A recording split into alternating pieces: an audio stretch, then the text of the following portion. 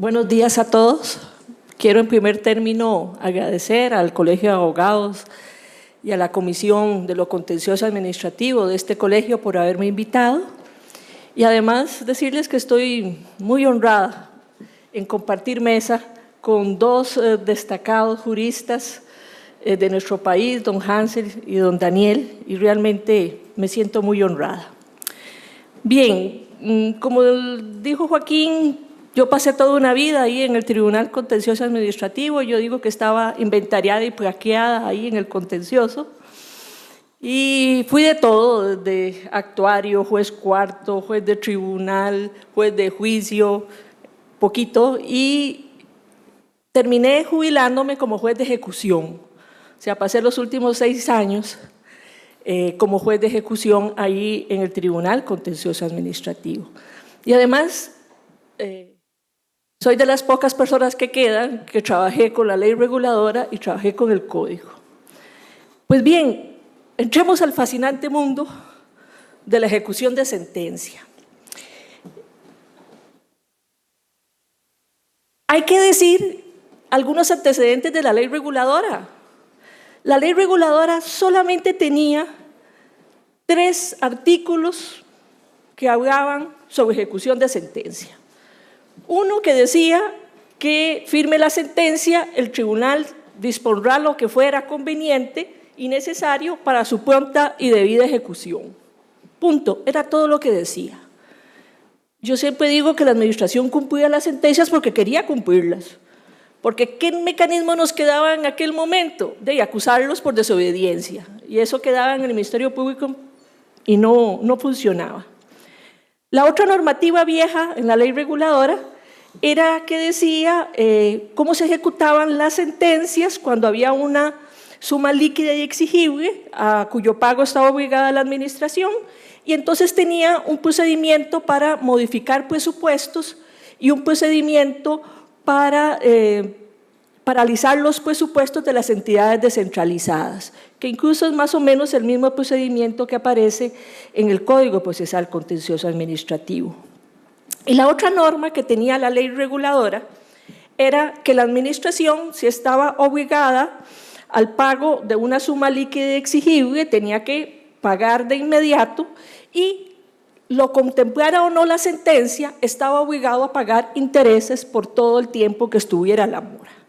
De manera que desde el año 63 hasta el año que entró en vigor el Código Procesal Contencioso Administrativo, nos manejamos con básicamente 3 normativas. Y nos fue re mal, prácticamente. Ejecutar una sentencia era todo un drama. Pero viene el Código Procesal Contencioso Administrativo, el cual sí trajo un capítulo bastante detallado sobre ejecución de sentencia. Y entonces ya vino a hablar de las potestades del juez ejecutor, le dio potestades al juez ejecutor. Yo siempre le digo a mis alumnos en la universidad que jamás se enojen al juez ejecutor, porque tiene muchas potestades. Estableció los deberes y responsabilidades de los servidores públicos, los medios de ejecución. Por fin tuvimos medios de ejecución, multas, ejecución comisarial, ejecución sustitutiva, cómo se liquidaban los daños y perjuicios en condenas en abstracto. Incluyó también el procedimiento para modificar los presupuestos de la administración centralizada y modificación y paralización de los presupuestos de los entes descentralizados en los casos en que la administración condenada a una suma líquida y exigible no pague de inmediato. Estableció una normativa sobre embargo de los bienes de la administración, que eso no lo teníamos. Nosotros nos regíamos por 2 leyes viejas, creo que de 1930, que establecían la inembargabilidad de los bienes públicos. Pues el CPECA cambia ese paradigma y dice, bueno, hay bienes que pueden ser embargados. Dicho sea de paso, nunca hemos utilizado esa normativa, por lo menos en los 6 años que estuve yo como juez ejecutora. Introdujo la figura del pago fraccionado, cuando es un pago muy grande que debe la administración, poder hacerlo en 3 pagos con determinados requisitos. Introdujo una figura muy interesante que fue la suspensión de la ejecución por daño al interés público y la imposibilidad de ejecución de la sentencia. Habló también de la nulidad o reiteración de las conductas contrarias a la sentencia. Cuando la administración firme una sentencia, emite una conducta que la contrarie. Antaño, probablemente, el administrado tenía que ir a un nuevo juicio contencioso administrativo para anular esa sentencia, ese acto. En la actualidad, el juez ejecutor, previo derecho de defensa, puede perfectamente anular ese acto que es dictado después de la sentencia que lo contraría. Luego se introdujo la ejecución judicial de acto firme y favorable, que ya lo contenía la Ley General de Administración Pública, pero estableció el procedimiento. Dijo, bueno, se regirá por los términos de la ejecución de sentencia. Un mecanismo muy útil para el administrado, para poder, que tiene un acto a su favor, que le declara un derecho y que la administración no quiere ejecutárselo. Y luego estableció un artículo en cuanto a recursos. Bien.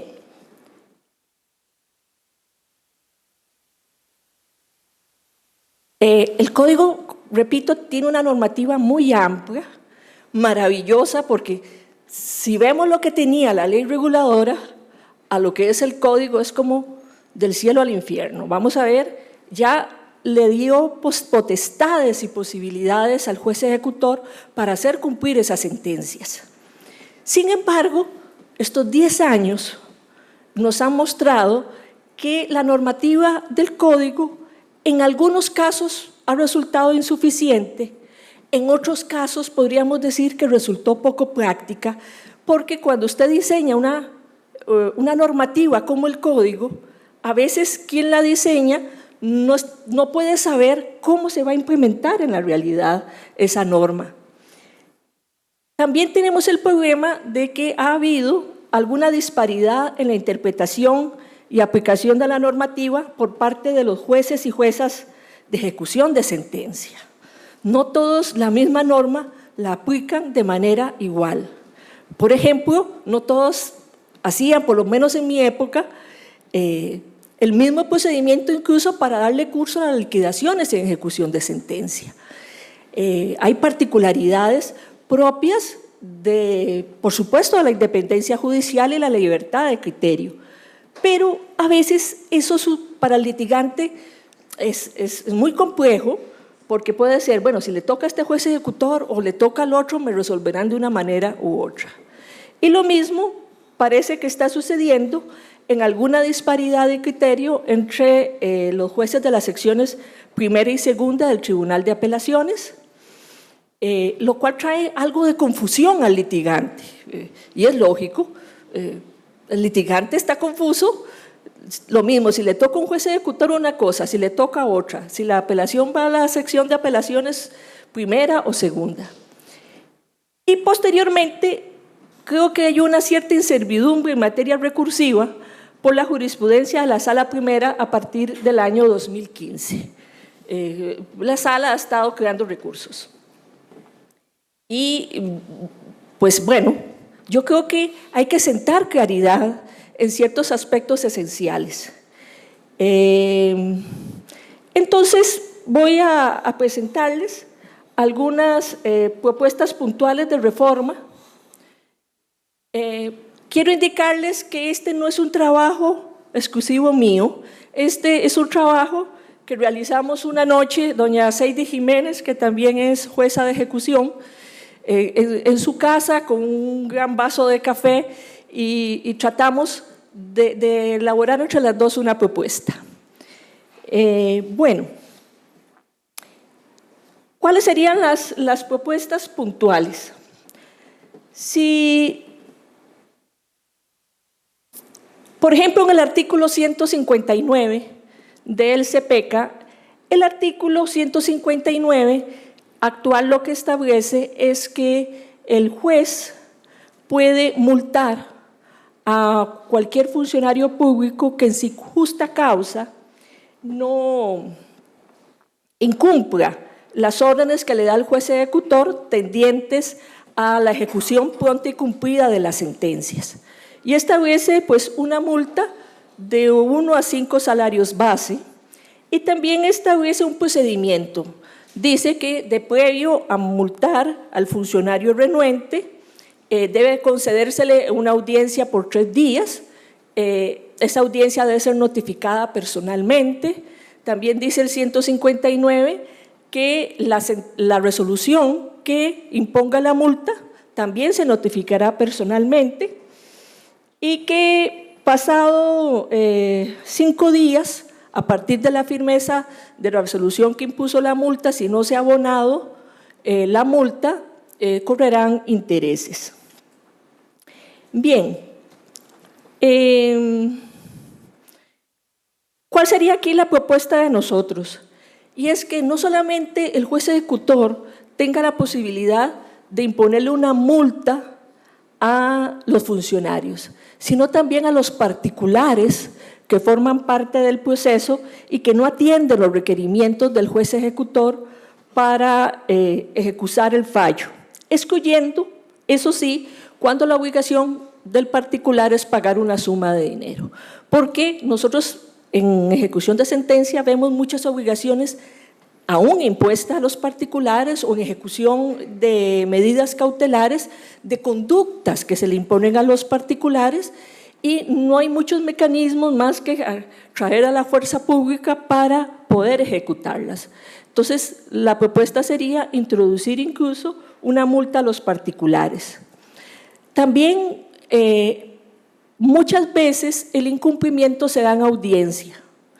Y como la ley dice que debe darse audiencia por 3 días al funcionario para el incumplimiento, es muy incómodo. Lo que proponemos es que en la propia audiencia el juez de ejecución pueda conceder audiencia de defensa al funcionario si se encuentra presente, por supuesto, de manera que no tenga discusión después si tenía que ser una audiencia escrita, notificársela personalmente, cuando él lo tiene de forma personal el juez en una audiencia de ejecución y que puede darle ahí plazo para su defensa. También pensamos que debe introducirse un recurso de apelación contra el auto que fija la multa. En la actualidad no lo tiene y es una multa cuantiosa de 1 a 5 salarios base, de manera que si le llegan a imponer 5 salarios bases es realmente una multa muy cuantiosa. Y creemos que debe introducirse un recurso de apelación ante el Tribunal de Apelaciones o ante el Tribunal de Casación de lo Contencioso Administrativo, interpuesto dentro de 3er día para que la parte que ha sido multada tenga posibilidad de una doble instancia y poder revisar esa multa.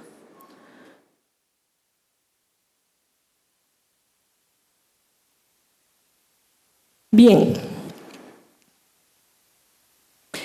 Otro problema que detectamos es el procedimiento para cobrar la multa cuando el funcionario ya firme no la deposita en un plazo de 5 días. Porque en la actualidad lo que se hace es que el juez ejecutor certifica las piezas necesarias de los autos y lo manda a la Procuraduría General de la República para su cobro. Y en realidad es un procedimiento muy engorroso. Si está un juez ejecutor, lo ideal sería en todo caso que el juez ejecutor imponga la multa y firme, declare embargo en bienes del funcionario o del particular, en la reforma que proponemos, que ha sido remisa a depositarlo. Nos parece que certificar piezas, mandarlo a la Procuraduría asigna un funcionario, van a un proceso monitorio, nos parece que es absurdo. Ya hay suficiente derecho de defensa para que el juez ejecutor sencillamente siga las reglas pertinentes para decretar embargo en bienes de la persona. Bien, cuando una persona tiene una sentencia a su favor, o la administración también, debe proceder a hacer una liquidación en ejecución de sentencia si esa sentencia contiene en abstracto una indemnización por daños y perjuicios. ¿Qué sucedía? A la hora de presentar esa liquidación había varias posibilidades. Podía ser que el juez ejecutor tuviera por presentar la liquidación y de una vez fijara audiencia oral y dentro de esa audiencia oral la parte contraria hacía su defensa. O podría ser que le diera una audiencia por escrito. Eso dependía, en mi época al menos, de lo que el juez ejecutor considerara que era más conveniente. ¿Cuál podría ser el problema? Cuando usted recibe la liquidación concreta de los daños y perjuicios y fija de una vez la audiencia oral, la persona que formuló la liquidación no sabe qué le va a decir la contraparte. Es más, no sabes qué prueba va a traer la contraparte. De manera que viene casi a una sorpresa. Es más, ¿cómo hace para preparar contraprueba? No hay manera de que pueda preparar contraprueba. La sugerencia de nosotros es que en los casos en que la sentencia condena en abstracto al pago de daños y perjuicios, en los supuestos de los artículos del artículo 122 M, I, perdonen, pero es que así lo dice el código, que el victorioso presente una liquidación clara, concreta de los daños y de esa liquidación el juez tenga que dar una audiencia por escrito. En la actualidad está de 5 días, nosotros proponemos 10 días. ¿Por qué? Porque hay ejecuciones que son más complicadas que un ordinario, la ejecución. Entonces, que el juez tenga que darle una audiencia por 10 días, dentro de las cuales la contraria tendrá que referirse a las partidas, podrá ofrecer su prueba de descargo y formular las alegaciones pertinentes. Una vez contestada la demanda de ejecución, el juez daría 3 días para una audiencia de descargo, para que quien formuló pueda ver cuál es la prueba que presentó la parte contraria y pueda ofrecer una contraprueba también. También proponemos que si solo hay prueba documental, el juez pueda cerrar y dictar sentencia, salvo que él considere necesario oír a las partes. Y ahí se lo dejaríamos a criterio. Si usted ya tiene la demanda, la contestación de la demanda y ya se contestó la audiencia de contraprueba, haríamos una audiencia oral si el juez quiere oír a las partes, que es legítimo, a veces el juez necesita oír a las partes. Si no, no se habría audiencia oral y se dictaría sentencia. Si hay prueba que no es documental, entonces el juez tendría que hacer una admisión de esa prueba. ¿Y por qué? Porque lo que estamos introduciendo o estamos sugiriendo introducir es que el auto que rechace la prueba tenga apelación. El que la admite no, pero el auto que rechace la prueba tenga apelación. Porque es muy común la queja de que los rechazos de la prueba son importantes y que cuando usted lo rechazaron la prueba, quedó listo para la audiencia. Entonces, el que tenga que hacerse una admisibilidad de la prueba antes con recurso de apelación. ¿Es más tiempo? Sí, pero creemos que puede ser un sistema que brinde un mayor debido proceso y una mayor protección. Una vez decidido el punto de la prueba, pues se haría la audiencia para recibir la prueba y oír las conclusiones. También estamos sugiriendo, porque en la actualidad el código dice que el juez tiene que dictar sentencia en 5 días. Y hay asuntos demasiado complejos para 5 días. Aunque yo sostengo que este plazo no conlleva ninguna nulidad, pues hay otra gente que podría opinar diferente. Y entonces lo que estamos sugiriendo es que se pase a 10 días el plazo para dictar sentencia, porque hay ejecuciones de sentencia que son muy complicadas, los daños y perjuicios en temas realmente complejos. Esto es lo mismo que decíamos, que si no había prueba que evacuar, se le permitiera al juez no hacer audiencia y sencillamente dictar sentencia.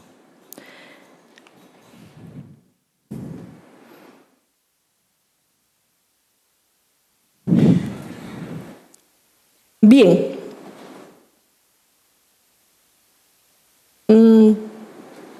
En materia de recursos, estamos sugiriendo que cuando se trate de una liquidación de daños y perjuicios, haya dado la sentencia bases o no para esa liquidación, o sea, que se esté en los supuestos del 122 MI o el 122 MIII,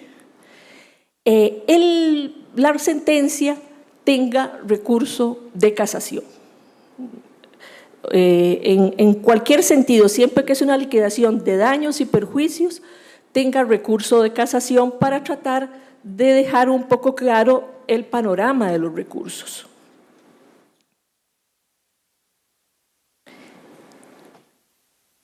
Estamos introduciendo un procedimiento para la liquidación de simples costas e intereses, que no lo tiene el CPECA, aunque se podía haber utilizado el procedimiento que tiene el Código Procesal Civil. Sin embargo, creemos que sería importante regular lo que es las simples liquidaciones de costas e intereses, estableciendo que una vez presentadas, si son costas e intereses, audiencia por 3 días a la parte contraria y se resuelve, pero introduciendo ya expresamente apelación contra el auto que resuelve costas e intereses. Digamos que dejando definido el tema recursivo en ese sentido.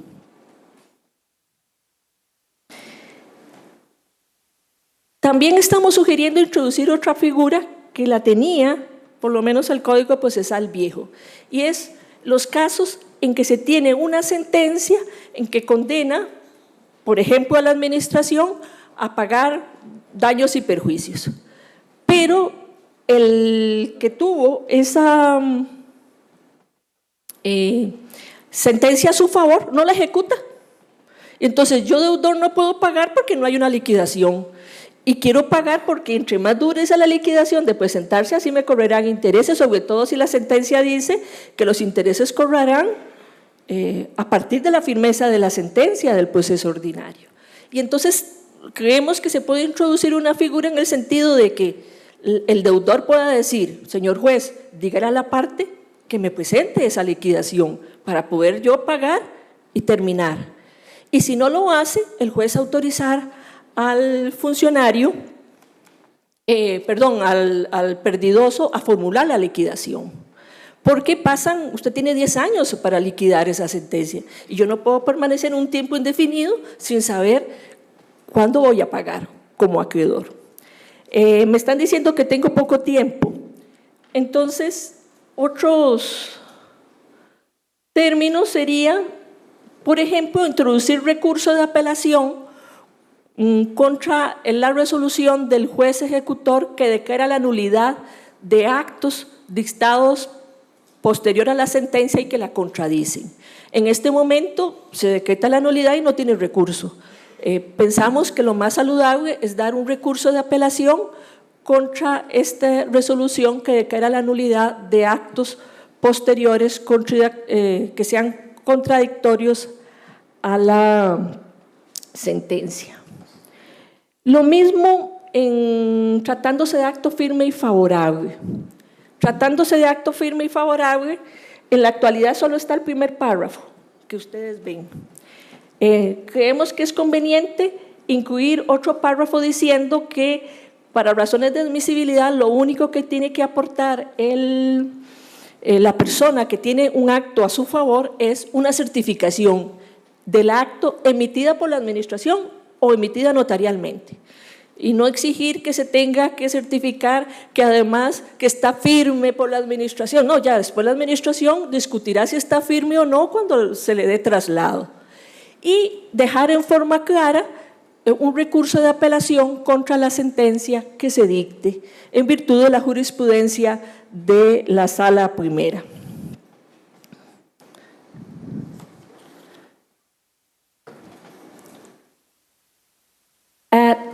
En virtud de la fase recursiva también, creemos que debe dejarse claro que los recursos de apelación en esta fase recursiva son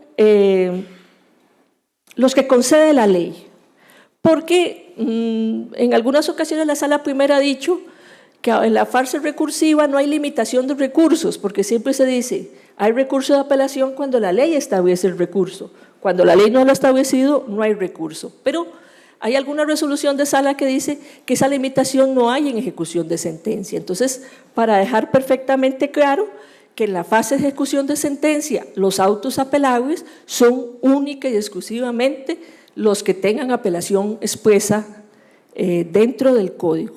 Lo que no tiene apelación expresa no tendría recurso.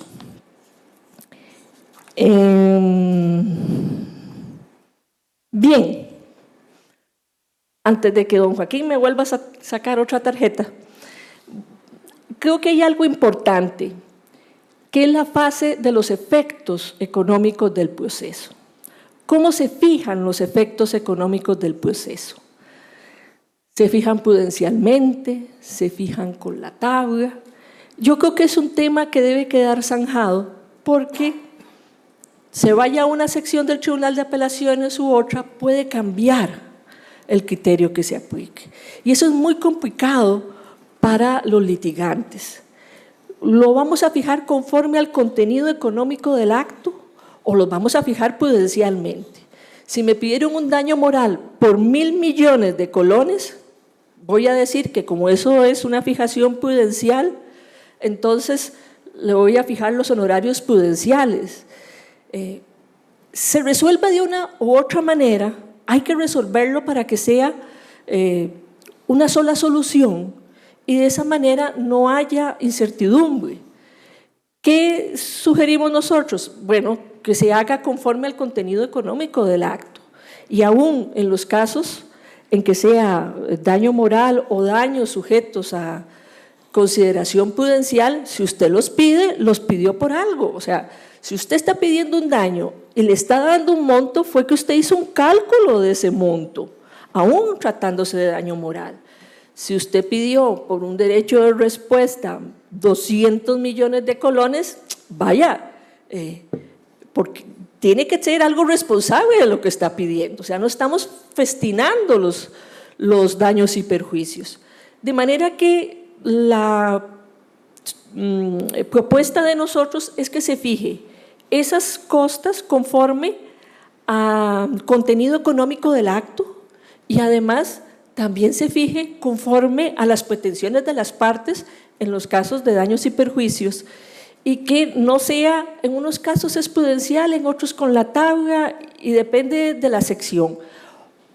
O incluso podría ser de la otra manera, que se diga que todas las costas se fijarán prudencialmente. Está bien, no es lo que a mí me gusta, pero que quede zanjado y así todo el mundo sabe perfectamente a qué atenerse, a que o serán fijados prudencialmente o serán fijados conforme a la tabla.